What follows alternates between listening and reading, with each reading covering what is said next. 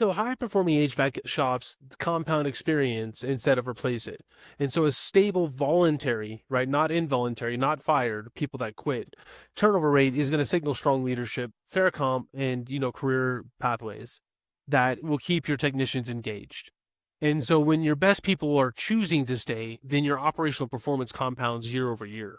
And so, if there's a lot of churn, it hurts culture, and then you need to look deeper in why people are leaving, because then it costs a lot of money to replace a good tech. I mean, as you know, a good dispatcher, a good customer service rep, all of it's expensive.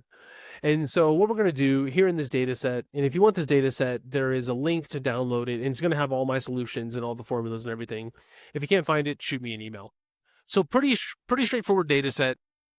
If you've read other parts of the book or seen other videos, this is voluntary turnover. This is not involuntary, right? This isn't people that were fired.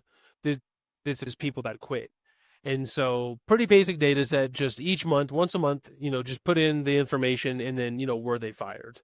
You don't even need a lot of this stuff. I mean, if you want it for other KPIs, then it's good. But for this specific KPI, we just need the month, and then we need the active count, and we're going to do end of month active, not beginning of month active, because you can see they were active at the beginning, but they left, mid month. But we're going to do end of month active count, and then we're going to do if this here has the word voluntary, because voluntary is here the month that they quit. Okay, so the first thing we need is we need a unique list of the months. So equals unique, and then we need a unique list of this here, and this is the end of each month, right? So we have that here. And then what we want is we want active employees, how many employees were there, and then how many left. And so I'm just going to copy and paste this here.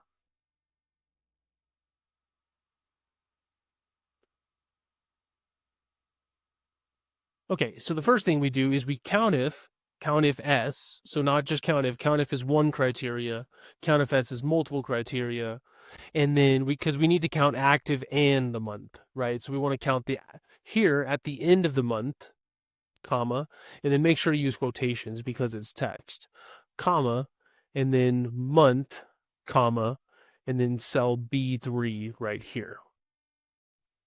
So you have your active count here. You can just double click. You can double click. You see that little green box. Just the crosshair of the mouse will change, and you can double click there, or you can copy and paste, or you can drag down. I mean, either one. Okay, and so for this one, pretty much the same formula, but instead of the active column, we're going to use this column here, and then comma, and then again quotations, and then voluntary, and then same thing, month here, comma, B3. So it's 0 here, but then you can see, it starts to show up some. And this is actually really good. I mean, only having 1 or 2 people quit a year. I mean, I guess it depends on how many employees you have. If you have 2 employees, then it's not so good. But if you have, 30, 25, losing 1 a year isn't too bad. Okay, so the next thing we want to do is we want a 12-month moving average. So in other words, what was the average for the prior 12 months? So it's the sum of this divided by the average of this. What was the average employee count? And what some people do, they treat it like an inventory reconciliation. They would take beginning, they would take the average of the beginning of the year and the end of the year. But either way, we're just going to do the average of everything. But you could do it, either way.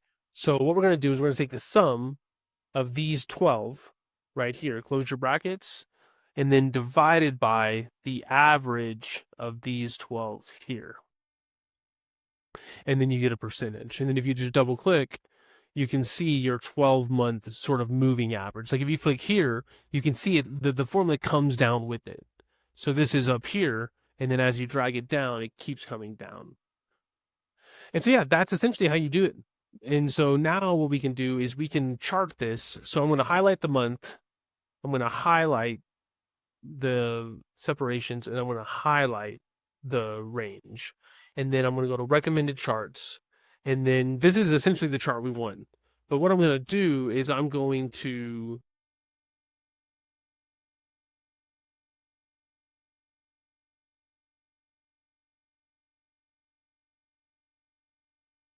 on its own axis, because if not, it's going to be super low because it's, 0.07 or 0.078 on the same axis as, 1.2. So just click the secondary axis and you can see it shoots up there. So that is essentially how you create this KPI. And so I'm going to do a little bit of housekeeping here, because what you might want as well. So what I did with this chart is I only started it whenever we had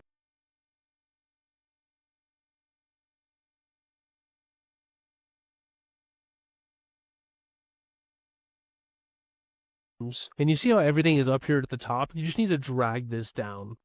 So I'm going to drag it down to 1231.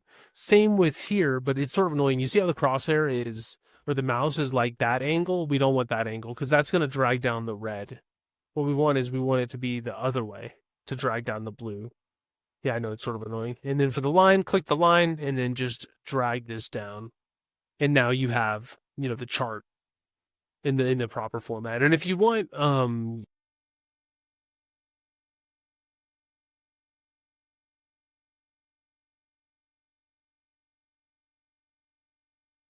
see the one here, right? It's sort of hidden. But if you want just the line, then click on the line and do the same thing, data labels.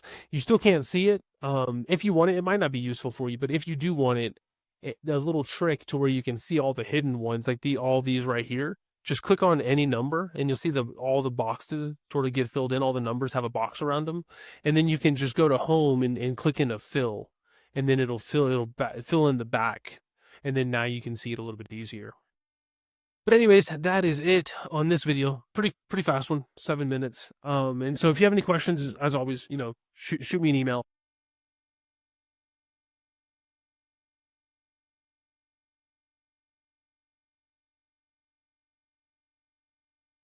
Any of this stuff, structuring your data, getting the KPIs, building out reports, and also, how to like the decision process behind, what the numbers are saying, then shoot me an email or there's a link to my calendar. But anyways, that is it for this video, and I will see you in future lessons.